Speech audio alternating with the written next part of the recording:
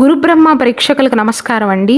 ఈ వీడియోలో 2025 సంవత్సరం మే మాసంలో వృషభ రాశి వారి యొక్క ఫలితాలు ఎలా ఉన్నాయని సూటిగా చెప్పే ప్రయత్నం చేస్తానండి. శ్రీ దుర్గాదేవి జ్యోతిష్యాలయం. మీరు ఇప్పుడు వరకు ఎక్కడెక్కడో జ్యోతిష్యం చెప్పించుకుని నిరాశ చెంది ఉన్నారా? అయితే ఒక్కసారి గురువు గారికి ఫోన్ కాల్ చేసి చూడండి. ప్రేమ, పెళ్లి, ఉద్యోగం, రాజకీయం, విదేశీ ప్రయాణం, ధనం నిలకడగా లేకపోవటం, భార్యాభర్తల మధ్య గొడవలు, ఆస్తి తగాదాలు, అప్పుల బాధలు, స్త్రీ పురుషుల ఎలాంటి గుప్త సమస్యలకైనా ఎటువంటి సమస్యలకైనా ఒక్క రోజులోనే పరిష్కారం చూపుతారు. వీరు ఫోన్ నంబర్ 9542637206. ఇంట్రెస్ట్ ఉన్న వాళ్ళు ఎవరైనా ఏ టైంలోనైనా వీరు కాల్ చేయవచ్చు. ఈ మాసంలో సూర్య భగవానుడు అంటే మీ 4వ ఇంటికి అధిపతి 2025 మే 15వ తారీఖున అంటే గురువారం నాడు 12వ ఇల్లు అయినటువంటి మేషరాశిని విడిచిపెట్టి వృషభ రాశిలోకి ప్రవేశిస్తాడండి. మీ రాశికి అధిపతి అయినటువంటి శుక్రుడు మే 31వ తారీఖున ఈ మాసంలోని చివరి తేదీన 11వ ఇల్లు అయినటువంటి మీనరాశి నుండి 12వ ఇల్లు అయినటువంటి మేషరాశిలోకి ప్రవేశిస్తాడు. కుజుడు 3వ ఇల్లు అయినటువంటి కర్కాటక రాశిలో తన సంచారాన్ని కొనసాగిస్తాడు. మే 14వ తారీఖున గురువు 2వ ఇల్లు అయినటువంటి మిథున రాశిలోకి ప్రవేశిస్తాడండి. వృషభ రాశి వారికి ఈ మే మాసంలో ఎక్కువ కాలం అనుకూలంగా ఉంటుంది అని చెప్పవచ్చు. అయితే కొద్ది రోజులు మానసిక ఒత్తిడి వల్ల ఇబ్బంది పడతారు.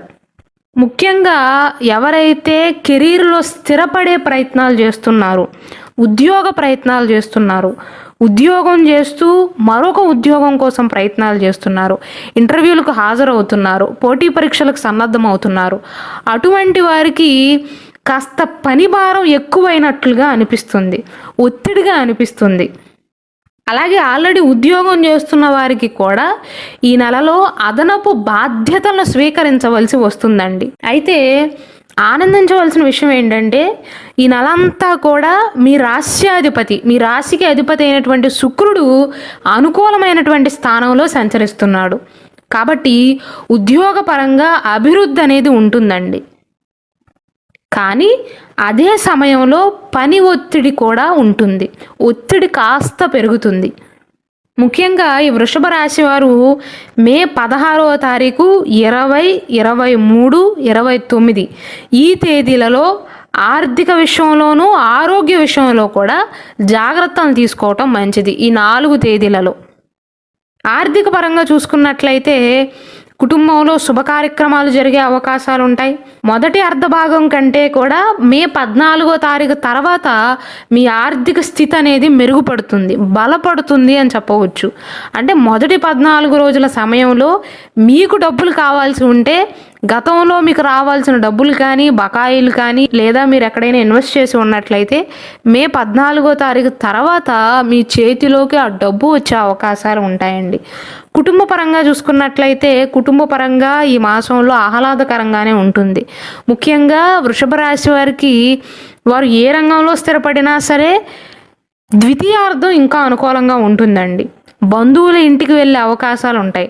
కుటుంబ సభ్యులతో కలిసి విందు వినోదాలలో హాజరయ్యే అవకాశాలు ఉంటాయి. గతంలో ఎదుర్కొన్న ఆరోగ్య సమస్యల నుండి కోలుకునే అవకాశాలు ఉంటాయి. ఫ్యామిలీ ఫంక్షన్లకు వెళ్ళే అవకాశాలు ఉంటాయి. ముఖ్యంగా రాశ్యాధిపతి అయినటువంటి శుక్రుడు అనుకూలమైనటువంటి స్థానంలో ఉండటం వల్ల ఆభరణాలను కొనుగోలు చేసే అవకాశాలు కానీ, లేదా గృహానికి సంబంధించినటువంటి వస్తువులను కొనుగోలు చేసే అవకాశాలు కానీ, లగ్జరీ ఐటమ్స్ని కొనుగోలు చేసే అవకాశాలు కానీ ఉన్నాయి. పుణ్య కార్యక్రమాలు చేస్తారు, శుభ కార్యక్రమాలు నిర్వహిస్తారు, విజ్ఞాన వినోద కార్యక్రమాలలో పాల్గొనే అవకాశాలు ఉన్నాయి. అయితే ఒక్క పని విషయంలో మాత్రం వృషభ రాశి వారు ఈ మాసం అంతా కూడా వీలైనట్లయితే మొదటి అర్ధ భాగంలో సహనంతో వ్యవహరించటం చాలా ముఖ్యమండి. అంటే వృషభ రాశి వారికి మాసం అనుకూలంగానే ఉంటుంది. ఆర్థిక పరంగా అయితే ద్వితీయార్థం నుండి అనుకూలంగా ఉంటుంది. ఉద్యోగ పరంగా అయితే ఈ మాసం అంతా కూడా పని భారం కాస్త ఎక్కువైనప్పటికీ కూడా ముఖ్య గ్రహం అయినటువంటి శుక్రుడు మీకు అనుకూలంగా ఉండటం, బృహస్పతి యొక్క స్థాన మార్పు రావటం, బృహస్పతి యొక్క స్థానం మారటం మీకు అనుకూలంగా ఉంటుంది. ఆరోగ్యపరంగా చూసుకున్నట్లయితే వృషభ రాశి వారికి ఈ మాసంలో స్కిన్ ఎలర్జీస్ వచ్చే అవకాశాలు ఉంటాయండి. అలాగే ఆహార విషయంలోనూ సరైన సమయానికి తాగునీటి విషయంలో కూడా జాగ్రత్తలు తీసుకోవాలి. కూర్చుని పనిచేసే ఉద్యోగాలలో పనిచేస్తున్న వృషభ రాశి వారికి మెడ విషయంలో జాగ్రత్తలు తీసుకోవటం మంచిదండి. విద్యార్థుల విషయం చూసుకున్నట్లయితే విద్యార్థులు పరీక్షలు రాసేటప్పుడు చదివినవే తప్పులు రాసే అవకాశాలు ఉంటాయండి. అలాగే కమ్యూనికేషన్ విషయంలో కూడా కొన్ని అపార్థాల వల్ల సమస్యలు వచ్చే అవకాశాలు ఉంటాయి. మొదటి వారంలో గ్రహ అనుకూలతలు ఉన్నప్పటికీ కూడా నీచ స్థానంలో ఉన్నటువంటి బుధుడు మీ 2వ ఇంటికి 5వ ఇంటికి అధిపతి అయినటువంటి బుధుడు, బుద్ధికారకుడైనటువంటి బుధుడు మే 7వ తారీఖున ఈ 11వ ఇల్లు అయినటువంటి మీనరాశి నుండి 12వ ఇల్లు అయినటువంటి మేషరాశిలోకి ప్రవేశిస్తాడండి. మళ్ళీ మే 23వ తారీఖున 12వ ఇల్లు అయినటువంటి మేషరాశిని విడిచిపెట్టి మీ రాశి అయినటువంటి వృషభ రాశిలోకి ప్రవేశిస్తాడు. బుధుని యొక్క స్థాన మార్పు వల్ల 12వ ఇంట్లో సంచరించే సమయంలో విద్యార్థులు ఏకాగ్రతను కోల్పోయే అవకాశాలు ఉంటాయండి. అంటే బుద్ధిహీనత అని చెప్పవచ్చు.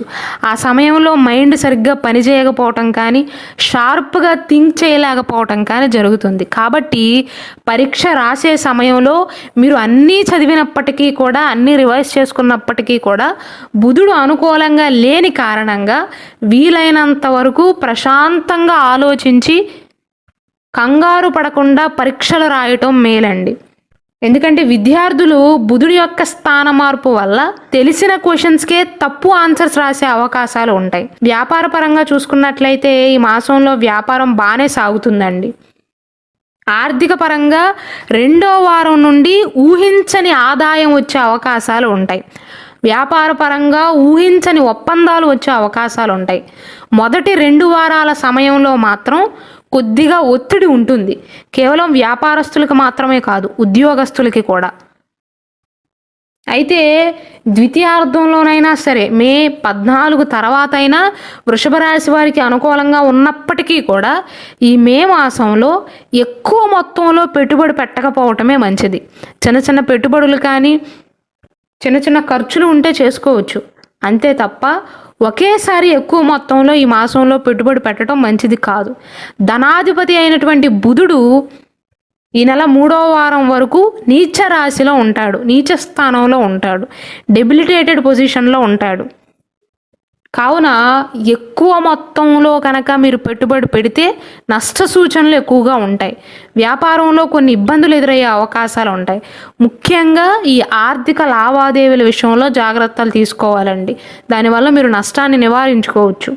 కాబట్టి వ్యాపారస్తులకి మాసంలో అనుకూలంగానే ఉంటుంది, ప్రతికూలం కాదు. కానీ నీచ స్థానంలో ఉన్నటువంటి బుధుడి వల్ల బుద్ధిహీనత వచ్చే అవకాశాలు ఉంటాయి, తెలిసి కూడా తప్పులు చేసే అవకాశాలు ఉంటాయి. కాబట్టి ముఖ్యంగా ఆర్థిక లావాదేవీల విషయంలో ఎలాంటి సూచనలు కనిపిస్తున్నాయి కాబట్టి పెట్టుబడుల విషయంలో జాగ్రత్తలు తీసుకుంటే సరిపోతుంది. వ్యాపారం బాగానే సాగుతుందండి. అలాగే ఇంతకుముందు చెప్పినట్లుగా 16, 20, 23, 29వ తారీఖులలో ఆర్థిక విషయంలోనూ ఆరోగ్య విషయంలో కూడా వృషభ రాశి వారు జాగ్రత్తలు తీసుకోవాలి. ఒకవేళ వృషభ రాశి వారికి కనుక వారి జాతకానికి సంబంధించినటువంటి సర్టిఫైడ్ న్యాచురల్ జాతక రత్నం కావాల్సి ఉన్నా, కరుంగలి మాల కావాల్సి ఉన్నా, సర్టిఫైడ్ రుద్రాక్ష కావాల్సి ఉన్నా ఇక్కడ డిస్ప్లే అవుతున్న వాట్సాప్ నెంబర్కి మెసేజ్ చేసి ఆన్లైన్లో ఆర్డర్స్ చేసుకోవచ్చండి.